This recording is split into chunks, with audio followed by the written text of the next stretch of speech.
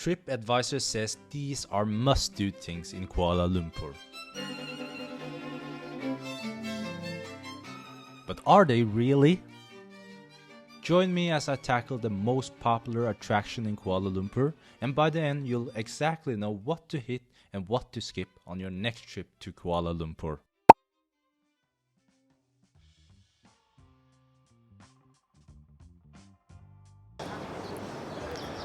Number one on Tripadvisor in Kuala Lumpur is the Petronas Towers. Standing at 452 meters, they used to be the tallest towers till 2004, but they still are the tallest twin towers in the world.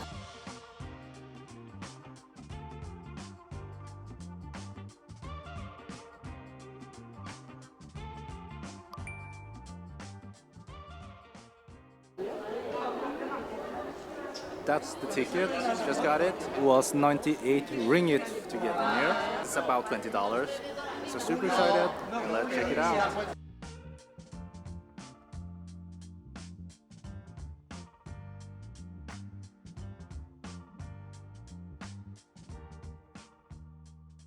The tour lasts for about 45 minutes and the first stop is here. It's on the 41st floor where you can check out the bridge that connects the two Petronas towers. And you only get 10 minutes here, so I'm going to use my time to enjoy it and also get some shots.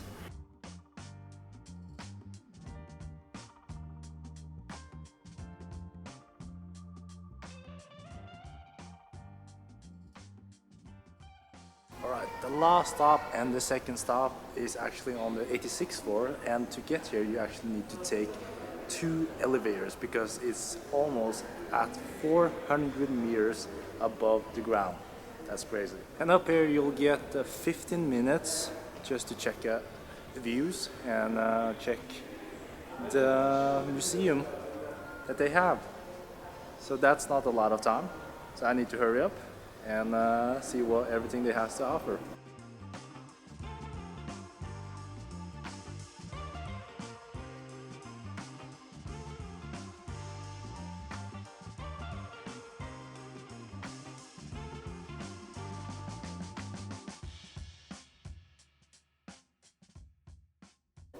Snack and smoking. Is he eating a snack and smoking? Yes. At which hotel? Is it the Ascot or the Star? It's the Ascot. Right, it's adjusted, right? Yep. And you say there's girls here Yes. on the pool. Let's check it out. The girls were hot. Well worth your money.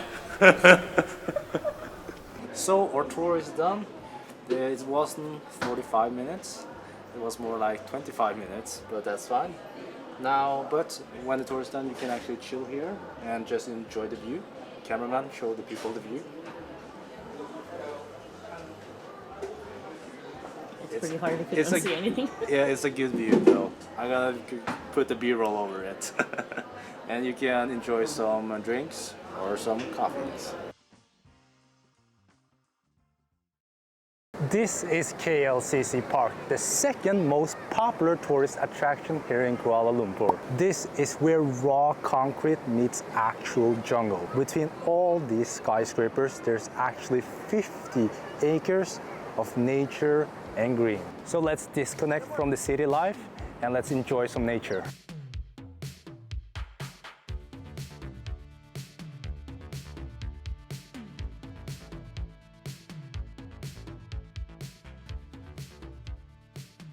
This place is so huge that it has its own water park inside the KLCC park. This place is crazy. If you're a hobo or don't have any place to live or live outside, Kuala Lumpur might just be the place where you want to be a hobo. You got your water park where you can take a shower. You have a free toilet where you can do your stuff. You got free water, and you even have the bench where you can sleep with a roof over it. Man, homeless people here in Kuala Lumpur, they're living good. And if you want, you can even exercise here. This is a jogging trail that goes all around the park. It's about 1.6 kilometers, which should be plenty, and it's surrounded by nature and the urban life. Perfect place to do a jog, if you ask me. But unfortunately for me, I just got a new tattoo, so I can't exercise right now, but I got other plans. So I'm doing beat me in chess and win 20 ringgit. It's about $5, and I'm terrible at chess, so I hope I won't lose all my money today. But let's go. It was actually kind of difficult to find someone to play against. The first match took me 20 minutes to find, and it was against these kids. Only played chess for 5 times, so it wasn't much of a challenge. Subscribe! Alright, Thank you! peace. And oh yeah, since my opponent had everything to win and nothing to lose, so if they lost, they had to say subscribe. Same thing, I suck at chess, but I'm doing this for YouTube. So we found another competitor. Where are you guys from? From France. France. Bonjour. Bonjour. Bonjour. Ça va? Ça va très bien et vous? My next opponent was against a tourist from Paris. Oui. Sorry, I had to do that. And he had chess experience. He said his ELO's rating in chess was over 1,000, which is above average. And we got to the end game, but he ultimately waved the white flag. 2, 3. Subscribe. Okay, thank you. Thank you. Thank you guys. And my last match was against a local, a Malay, a student here in the city. And it wasn't really close. You surrender? Yeah, surrender. Okay, good game. Thank you. Alright, then we're 3-0. And subscribe. Alright, thank you guys. Right, it starts to rain right now. So I'm gonna pack my stuff, I'm gonna leave, and I'm gonna leave Kuala Lumpur undefeated. I'm gonna retire on top. 3-0, baby. When Kuala Lumpur goes down, Jalan Alor wakes up. It's the city nocturnal wonderland where the night is as bright as the day.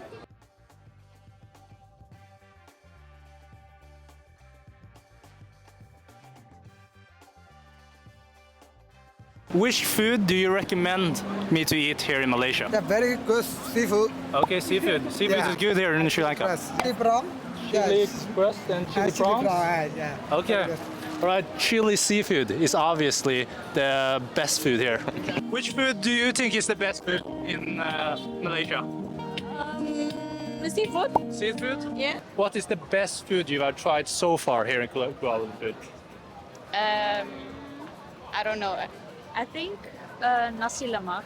Nasi lemak? Yeah, I think. What do you think is the best food here in the food market? Here, Yeah, seafood, of course. seafood? Yeah. Okay. Okay, so I forgot to turn my mic on when I tested the food. I know, I'm a donkey. But I ended up trying some seafood because it was without a doubt the most recommended thing by the locals. So I ordered the fried garlic squid and some chili prawns. The garlic squid was a solid 8 out of 10 and the prawns was a 7 out of 10. That's pretty solid too. Later I also tried stingray. Yep, the thing that killed Steve Irwin. I didn't even know that could even be digested. RIP to the crocodile hunter. I had the stingray with some local hot sauce. It was a 4 out of 10 for me. I wouldn't recommend it really. All in all, Jalan Alor was a really cool experience. Going where the local go to eat and eating what they are eating, that's what traveling is all about. Is it fine dining? Maybe not. But bang for your buck and a hell of a flavor punch? Absolutely. And remember, if you can't eat up your food, you don't have to necessarily throw the food away.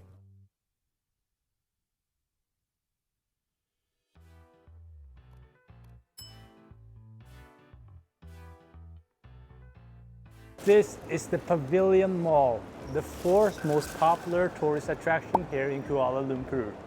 Shop till you drop, baby. Pavilion in Kuala Lumpur is the ultimate shopping playground. Right in the buzzing heart of Bukit Bintang, it's huge. And guess what? You can find everything from super fancy stuff to your everyday favorite. So whether you're on a quest for something super special or just for some groceries, this is the spot. Here at the famous Bukit Bintang, about to go into the pavilion. Look how tall the shopping mall is. It's probably a hotel also. That is that tall. but we're about to go in. First thing first, I need to grab a coffee. So I need to find Starbucks. And to find Starbucks, I need to go to the 6th floor. Apparently, it's 8th floor in this mall. That's crazy. And it's also connected to another huge mall through a bridge. So if you ever needed anything, you'll probably find it here. I'll have just a regular iced Americano with 2 espressos. One T-U-A-M. Right, thank you. I got a double shot cold Americano, and it's costed 10 ringgit, which is about $2. So it's cheaper than back home in Norway and most places in the Western world. But it's not as crazy cheap as you would have thought though. But this is Starbucks, so I guess you could probably get a lot cheaper coffee if you would buy a coffee from a local coffee shop. Okay, we are gonna do a little bit of shopping. I'm not gonna buy any clothes or something like that, but I need to actually buy a couple things for a video. You might have just seen what I just need.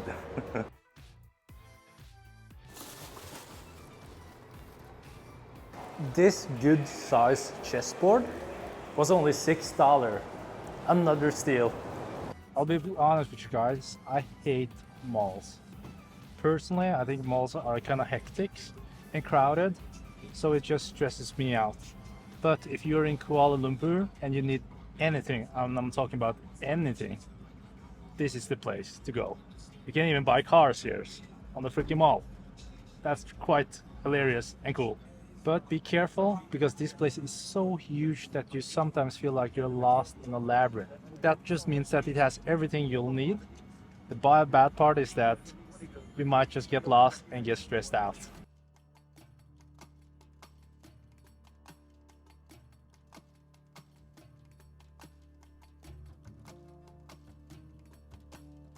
With over 7,000 artifacts, the Islamic Art Museum in Malaysia is Southeast Asia's largest collection of Islamic art. From Persian carpets to Mongol jewelry, it's a journey through times and territories. If you didn't know, Malaysia is actually a Muslim country or Islamic country, and this is actually Southeast Asia's largest Muslim museum or Islamic museum. Super excited to check out all the art, and hopefully I'll learn something today.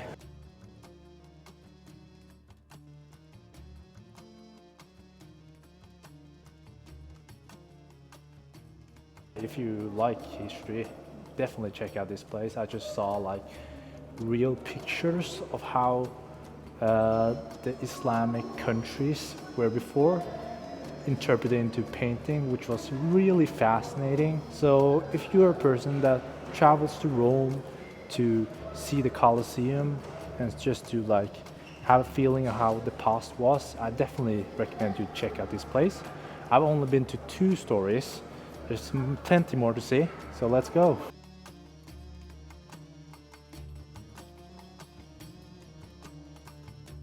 If I wrote this and got 3 wishes, you know what I would wish for? I would wish for you to subscribe, like, and comment on this video. That would mean the world to me.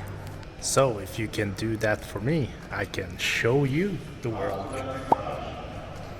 God, he's so racist. Cancel him. I'm really happy that I came here today because I felt like I did something cultural, or I learned something historical, which I haven't done so far in this city. And I hate traveling to places without learning any culture or learning a little bit about their history. And this place is really cheap too. It's only 20 ringgit to get in, and that's about $4, and you'll see a lot for those $4. So I can definitely understand why it's so popular, and I personally highly recommend it too. This is Batu Cave, a little bit outside of Kuala Lumpur, so you need to take transport to get there. Luckily for me, I have a really cool subscriber and now friend that drove me there. Alright, 7 things you should know before doing the Batu Caves. The first thing, arrive early for sunrise. Yeah, we kind of missed that. Mind the Batu Cave dress code. I think I'm fine. I think I messed up. Yeah, we'll see what happens. Number 5, watch out for the caves monkeys. Monkeys are freaking scary. No, they're not scary, but they are. You want to avoid them because they can carry diseases, and also they can be all very aggressive, and you don't want to have a conflict with them. Also, they can also steal your food and your drinks. Respect religion at the Batu Caves temple. Respect religion at the Batu Caves temple. Remember, you're their guests, so you come a long way just to be respectful and show kindness when traveling. First thing I've noticed while coming here is that there's a bunch of tourists here, which means it's really good or it's overrated. Either way, let's find out.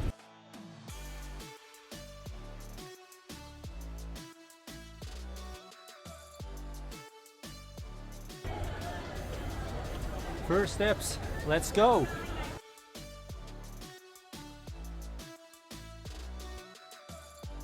I don't know if you can see it here, but it says my heart rate is 97, which means it's not that difficult of a climb. The good part about it is that this tourist attraction is for everybody. Everybody should be capable of doing it, even a person like me, who is really unfit and got asthma. So if I can do it, you probably can do it too.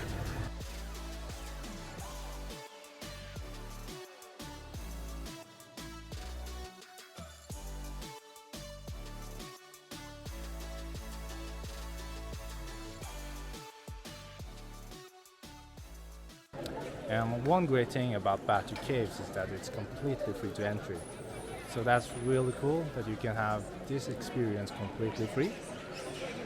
One thing you should know though, if you're a girl and wear shorts, you can't enter the Batu Cave because it's a religious place. Then you have to pay 15 ringgit for like a scarf, a really big scarf / towel that will cover your knees. So if you want to save yourself the 15 ringgit, wear pants. But if you're a boy, you can wear shorts and you can let them boys loose. After visiting Kuala Lumpur's most popular tourist attractions according to Tripadvisor, here are my personal recommendations of 3 things you should definitely do while you're here in Kuala Lumpur and 1 thing you should maybe skip. A must do while you're here in Kuala Lumpur is checking out Jalan Alor night market. While you're here in Kuala Lumpur and Malaysia, you should definitely check out Malaysian cuisine. And there are no better places that give you as much option as Jalan Alor night market. My second recommendation is checking out KLCC Park. It's beautiful and it's big, and it's a great way to disconnect from the hectic modern city that is Kuala Lumpur. Highly recommend you to play chess in the park. Great way to meet new people. Subscribe! Okay, thank you. My last recommendation is to check out the Islamic Art Museum in Malaysia. It's a really cool museum, especially if you're into history. It's fairly cheap and it's in the city, so it's really easy to get there. And some of the arts and painting are just mind-blowing, especially thinking of where it come from the time it was made. And in my opinion, one thing you can skip is the Pavilion Mall. It's just a big old mall and it's very hectic. In my opinion, unless you need something specific or looking for some luxury brand to shop, you don't really need to go to the Pavilion Mall. It's so big and so hectic that you'll feel like you're in a labyrinth and you'll just get lost. But these are just my personal opinion. Comment below what you think was worth checking out and what's not. And if you're interested in saving a little bit of money here in Kuala Lumpur, you should check out this video. Thank you guys so much for watching. I see you guys on the next one. Peace.